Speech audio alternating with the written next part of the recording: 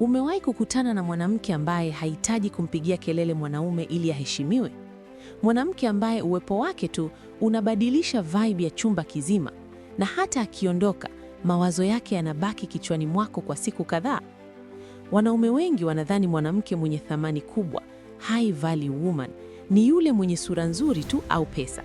Lakini siri kubwa ipo kwenye saikolojia yake, jinsi anavyofikiri na jinsi anavyocheza mchezo wa maisha na mahusiano bila hata kutumia nguvu.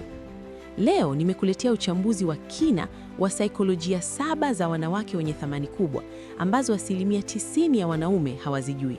Na ukiijua siri ya 5, utaelewa kwa nini wanaume wenye mafanikio makubwa duniani huwa wanaweweseka mbele ya wanawake wa aina hii. Usiondoke, kwa sababu hii video itabadilisha mtazamo wako kuhusu wanawake milele. Kabla hatujaingia kwenye namba 1, fanya jambo moja muhimu sana. Kama unapenda maudhui ya kisaikolojia yanayokujenga kiakili na kuboresha mahusiano yako, gusa kitufe cha subscribe hapo chini na washa kengele ya taarifa. Pia, bonyeza alama ya like sasa hivi ili algorithm ya YouTube iwasafishie njia wengine wapate madini haya. Tayari? Asante. Twende kazi. Namba 1, uhuru wa kihisia, emotional independence. Saikolojia ya kwanza ya mwanamke mwenye thamani kubwa ni kwamba yeye ana uhuru wa kihisia. Tofauti na wanawake wengi ambao furaha yao inategemea attention ya mwanaume, mwanamke mwenye thamani kubwa tayari ana furaha yake ndani. Hatumii mwanaume kama chanzo cha furaha, bali anamtumia kama nyongeza, bonus ya furaha aliyonayo. Hii inamaanisha nini?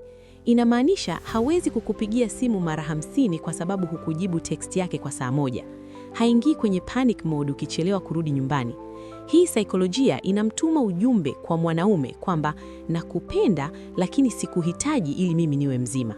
Hii inatengeneza mvuto mkubwa, magnetic pull, kwa sababu wanaume wanavutiwa na kitu ambacho hakiwategemei kwa 100%. Namba 2, mipaka thabiti, strong boundaries. Wanawake wengi wanaogopa kusema hapana kwa sababu wanaogopa kupoteza mwanaume. Mwanamke mwenye thamani kubwa, yeye yuko radhi ya kupoteze kuliko apoteze heshima yake. Anajua thamani yake na anajua anachostahili. Ukimvunjia heshima mara moja, atakupa onyo. Ukirudia, anaweza kuondoka bila kelele. Saikolojia yake inamwambia kuwa kujipenda mwenyewe ni muhimu zaidi kuliko kumfurahisha mwingine. Wanaume wanajua huyu mwanamke huwezi kumchezea, cannot be manipulated.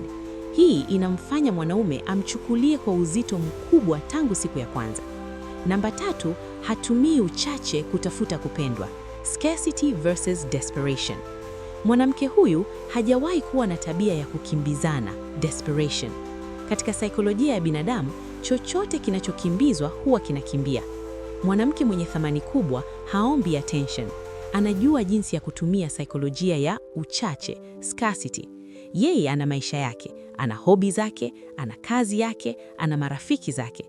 Hapatikani kila saa mwanaume anapotaka. Hii si mbinu ya kucheza michezo, hapana. Ni kwa sababu maisha yake ni tajiri, rich life. Hii inamfanya mwanaume ajisikie fahari kupata muda wake. Mwanaume anajua akipata nafasi ya kuonana naye, amepata kitu cha thamani, sio kitu kilichokuwa kinamsubiri kwa hamu masaa 24. Namba 4, mawasiliano ya akili na utulivu, calm communication. Hii ndio inatofautisha wanawake wenye akili na wanawake wenye kelele.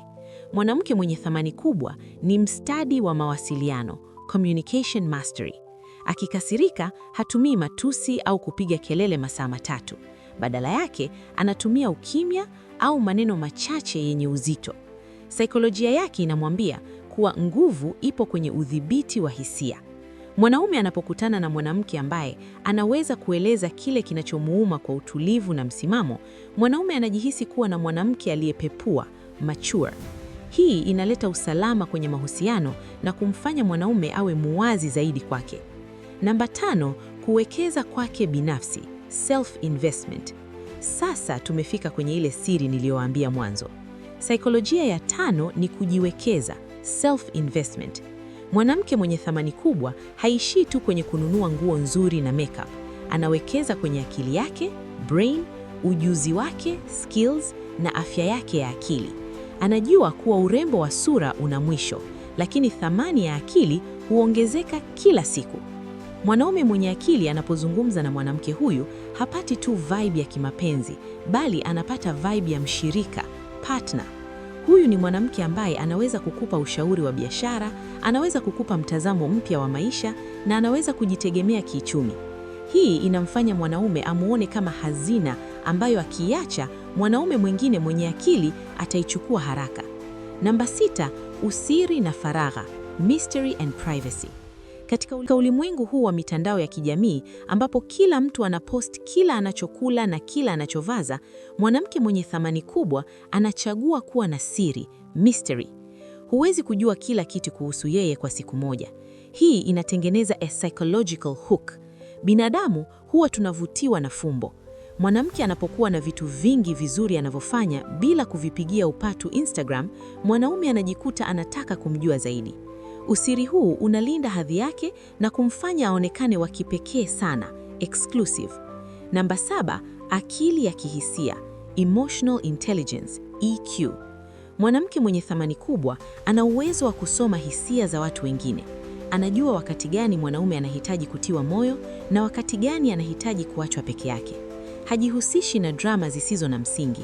Anajua jinsi ya kulea mahusiano bila kuwa mzigo, clingy. EQ yake inamsaidia kujenga mazingira ambayo mwanaume anajihisi kuwa mshindi akiwa naye. Na hiyo ndiyo saikolojia kuu inayowafanya wanaume wasitaki kabisa kuwaacha wanawake wa aina hii. Wanawake wa aina hii hawapatikani kila kona. Na kama wewe ni mwanamke unayenitazama, kukuza sifa hizi kutakufanya uwe mwanamke ambaye mwanaume yoyote makini atatamani kuwa naye. Na kama wewe ni mwanaume, ukimpata mwanamke mwenye sifa hizi 7, usimchezee, mshike sana. Je, ni sifa gani kati ya hizi 7 imekugusa zaidi? Au kuna sifa nyingine unahisi nimeiacha? Niandikie kwenye comment hapo chini, nitasoma na kujibu comments zenu. Pia usisahau kuishare video hii na rafiki yako mmoja ambaye anahitaji kusikia ujumbe huu. Kama bado hujalike, fanya hivyo sasa. Asante kwa kuwa nami kuanzia mwanzo mpaka mwisho. Hii ni Fikra Chanya. Tukutane kwenye video ijayo. Peace.